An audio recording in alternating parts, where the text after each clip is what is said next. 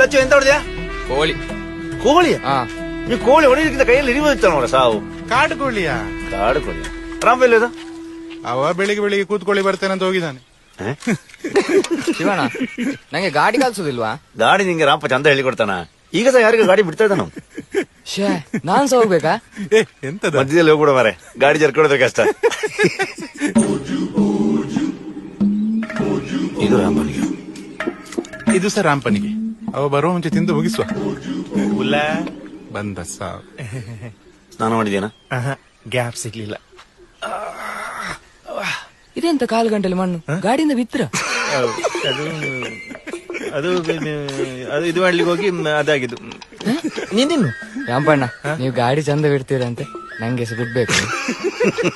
ಸಾಕು ತಿನ್ನಿರ. ಎಂತ ಹಂಗೆ ಹೊಡಿಲಿಲ್ಲ. ಇವತ್ತು ರಾತ್ರಿ ಶಿಕಾರಿಗೆ ಹೋಗುವ.